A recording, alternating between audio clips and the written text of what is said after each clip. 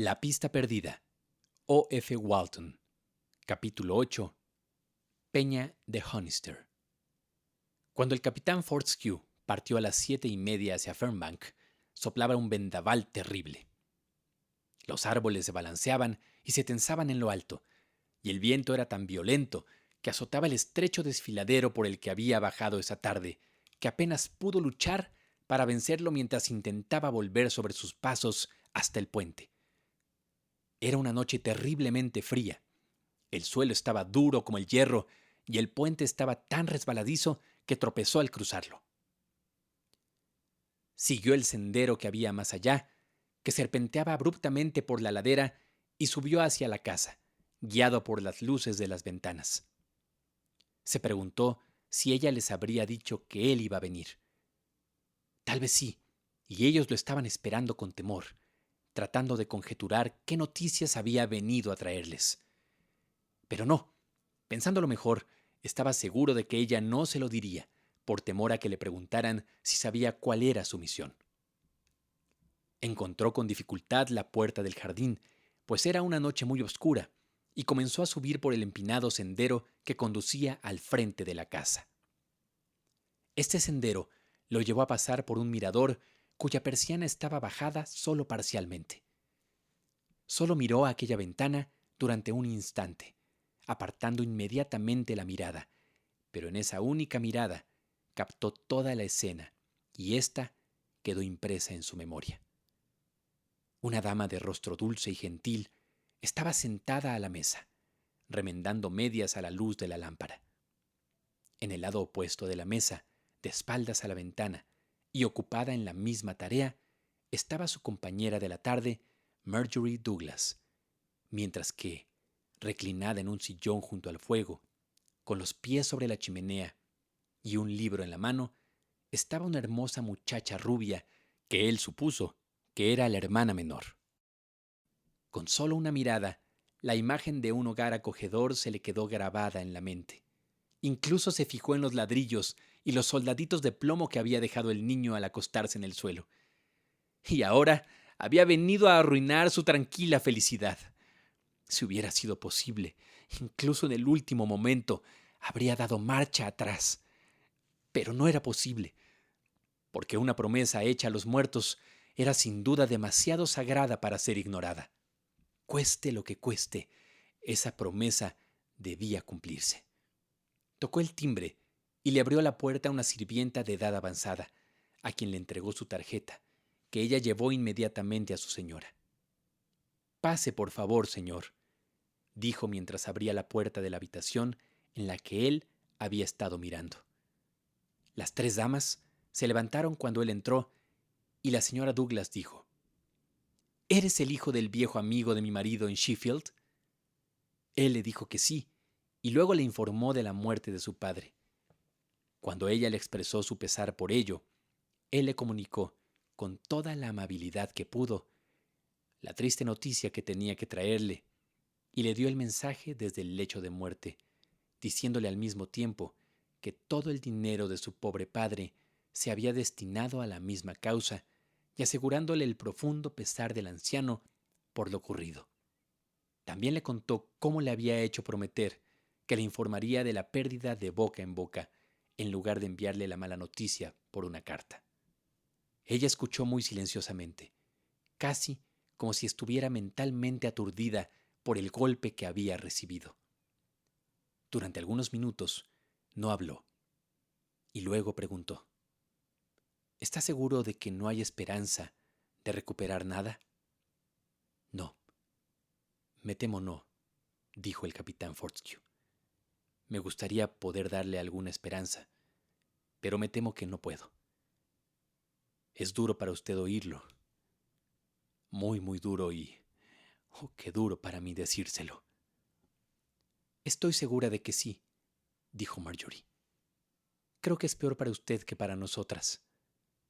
Señora Douglas, ahora soy un hombre pobre. No puedo continuar en mi regimiento y hasta ahora no se me ha abierto ningún camino en la vida. Pero le aseguro una cosa. Consideraré las 4,000 libras que ha perdido como una deuda que me atará mientras viva y que si Dios me hace prosperar en el futuro, pagaré hasta el último centavo. Sin embargo, no esperaré hasta poder restituir todo el capital, porque me temo que eso será el trabajo de toda una vida. Pero le enviaré de vez en cuando el dinero que pueda ahorrar y no me permitiré ningún capricho de ningún tipo hasta que tenga en sus manos la suma total. Es muy amable de tu parte, muy noble, dijo, pero no debe tomar esa decisión. No tiene la culpa de nuestra pérdida. Usted mismo ha perdido aún más. No puedo permitir que se sacrifique de esa manera. Si Dios me ayuda, señora Douglas, respondió mientras se levantaba para despedirse. Mi promesa se cumplirá. La señora Douglas le insistió para que se quedara a cenar, pero él no aceptó la invitación. Pensó que querrían estar solas para poder hablar de lo que había sucedido. Así que se despidió y Marjorie fue a abrirle la puerta. El viento entró con fuerza de huracán en cuanto se abrió. ¡Qué noche tan terrible y qué oscura!, dijo cerrando la puerta. Encenderé la linterna y le acompañaré hasta la puerta, o nunca la encontrará en esta oscuridad. Él le rogó que no viniera, pero ella no le hizo caso y, tomando un chal de la mesa del vestíbulo, se envolvió en él y se alejó por el sendero del jardín con la linterna en la mano. Se detuvo en la puerta. ¿Cómo puedo agradecerle, señorita Douglas? No lo intente, dijo ella riéndose. ¿Cree que podrá encontrar el camino ahora? Sí, muy bien. Adiós.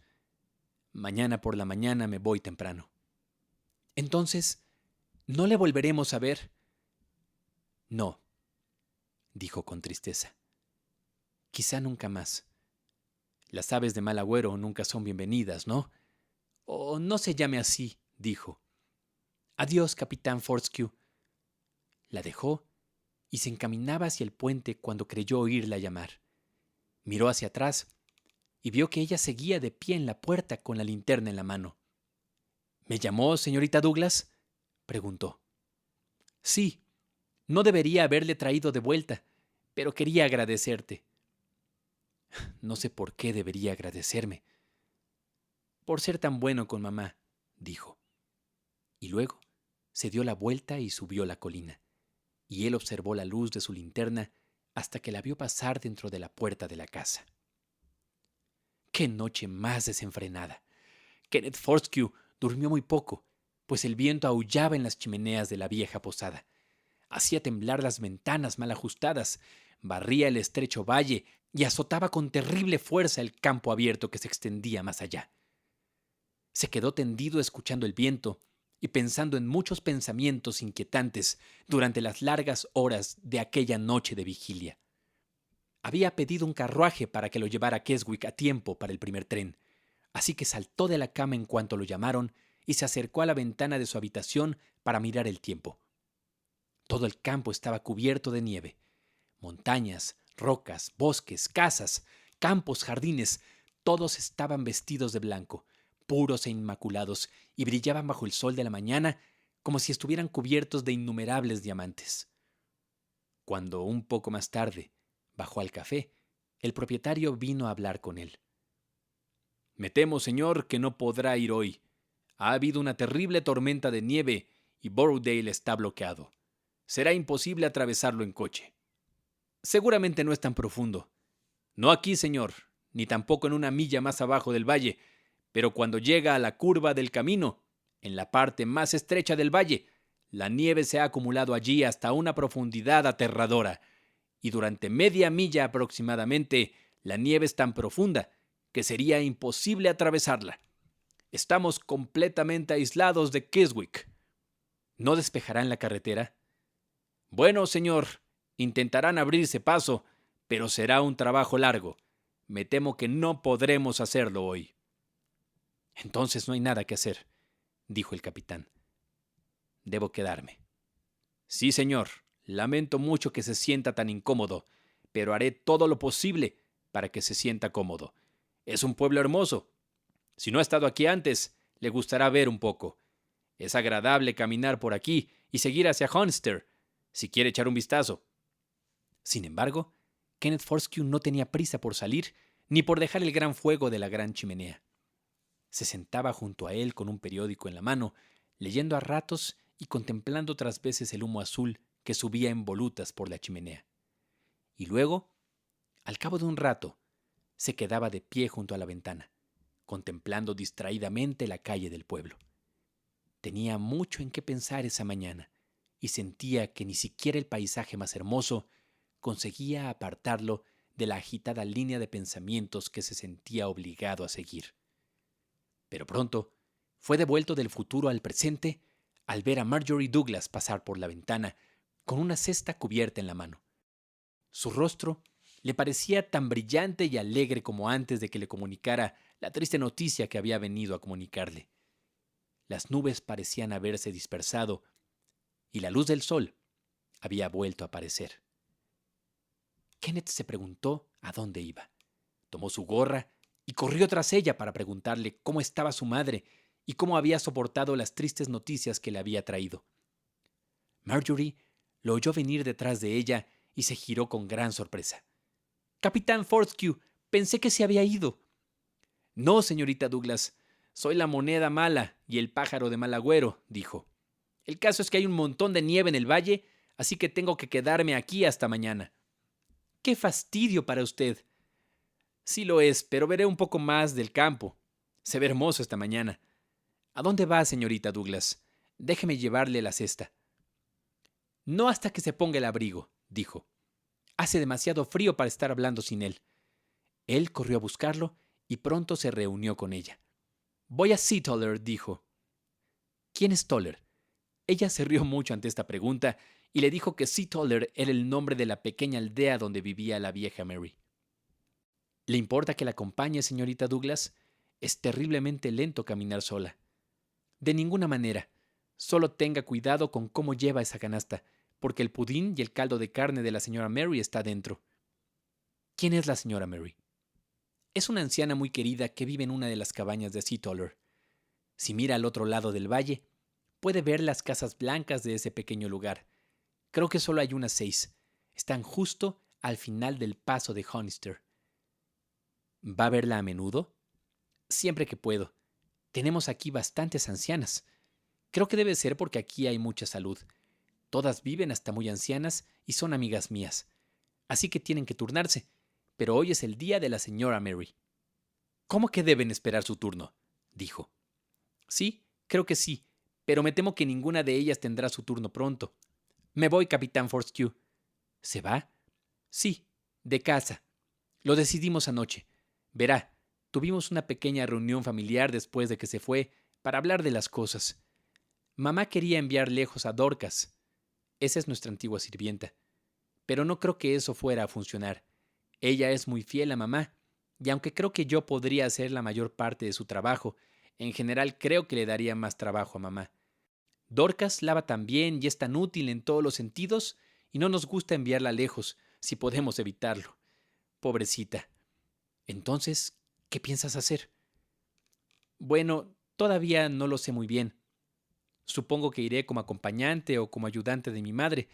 No creo que pueda conseguir ninguna enseñanza, porque nunca he aprobado ningún examen. Ahora todo el mundo parece exigirlo. Luis siempre nos trae el estándar cuando su padre lo ha leído, y buscaremos en los anuncios». «Le resultará muy difícil marcharse». «Oh, no lo sé.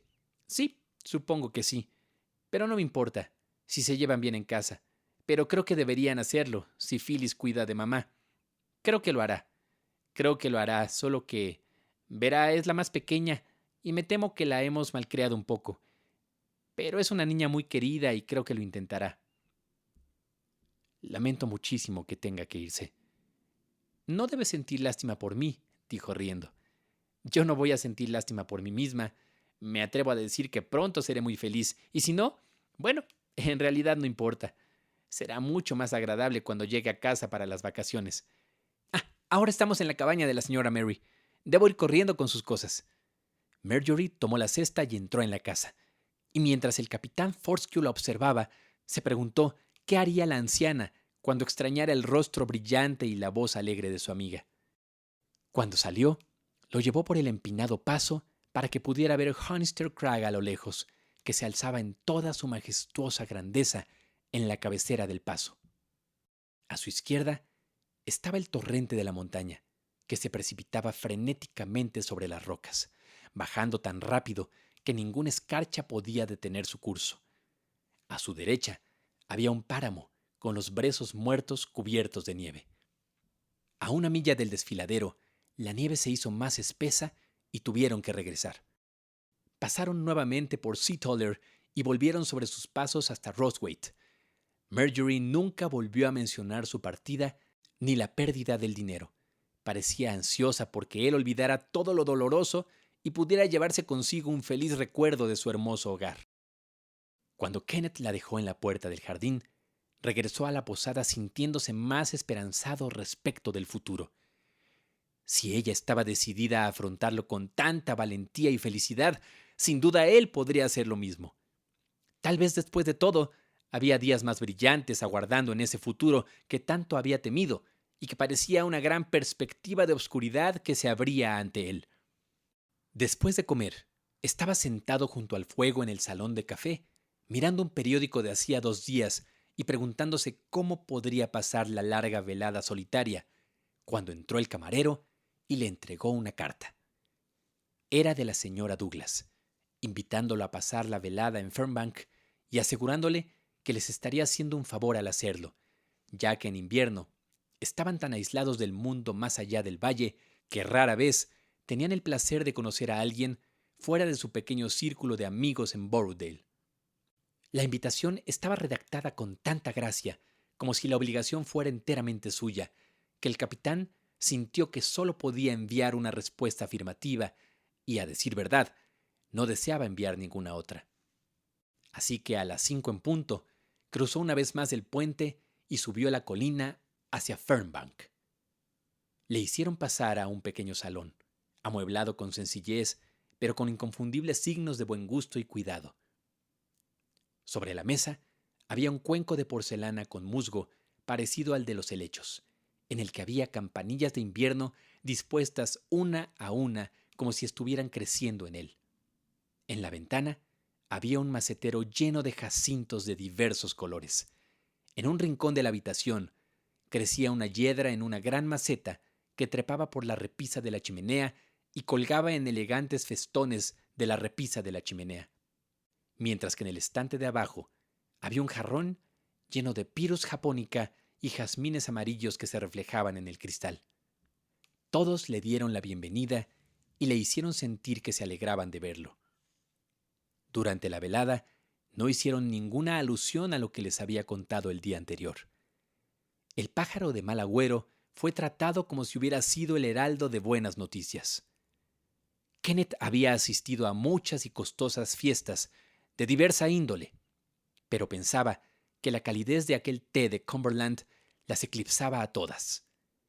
El mantel blanco como la nieve, la lámpara brillante y bien adornada, las violetas tempranas y las campanillas de invierno dispuestas con buen gusto en un bonito centro de mesa, los bollos recién horneados, los bizcochos, una especialidad del distrito de los lagos, el crujiente pastel de avena, la miel de la colmena del jardín, los huevos recién puestos de su propio gallinero.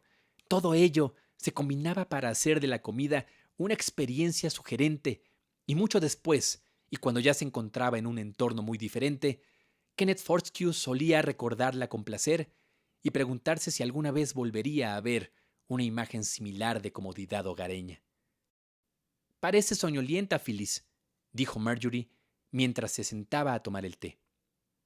«Deberías haber venido conmigo a Seatoller. Hacía un día precioso. ¿De qué sirve salir cuando no hay a dónde ir? Además, estaba leyendo. Quería terminar ese libro que trajo Louis. Nunca puedo parar cuando estoy en medio de una historia». La señora Douglas se rió.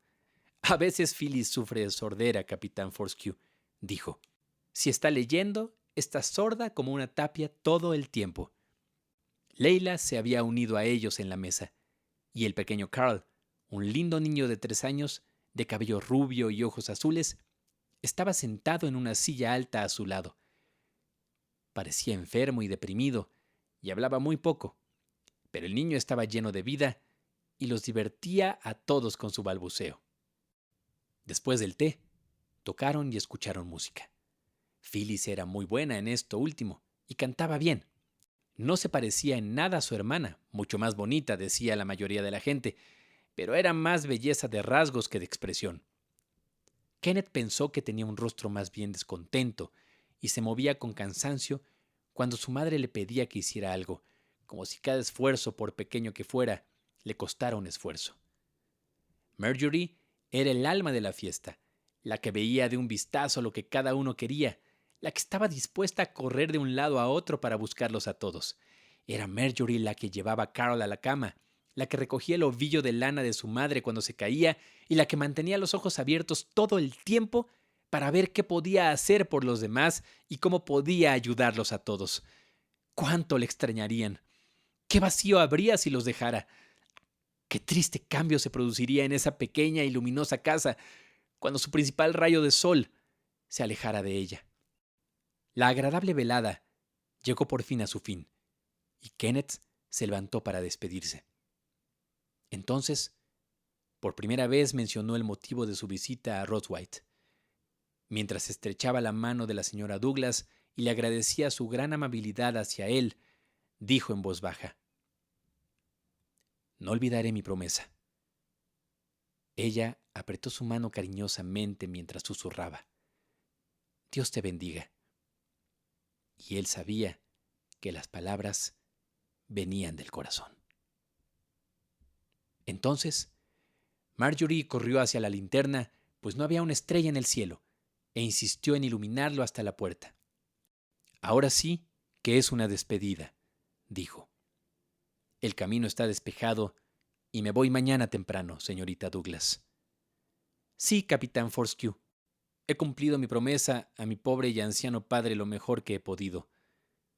«En efecto, lo ha hecho», dijo ella. «Ahora quiero que me haga una promesa». «¿Qué pasa?», preguntó ella. «Quiero que me haga saber, tan pronto como tenga claros sus planes, a dónde va y qué va a hacer. ¿Lo hará?». «Sí, lo haré». «No olvidará su promesa, lo sé. Adiós». La historia parecía repetirse, pues, como la noche anterior, la oyó llamarlo cuando había dado unos pasos por el camino. «¿Cómo puedo avisarle si no sé su dirección?», dijo. «Por supuesto. Me olvidé por completo de que me iba de Sheffield». Sacó una tarjeta y a la luz de la linterna escribió en ella el nombre y la dirección del abogado de su padre. «Ahí siempre me encontrará», dijo. «Una vez más. Adiós». Nuevamente se paró en la puerta, mientras ella subía a la colina, y cuando una vez más la vio entrar al salón iluminado y cerrar la puerta detrás de ella, pensó que la noche se veía más oscura y lúgubre que antes.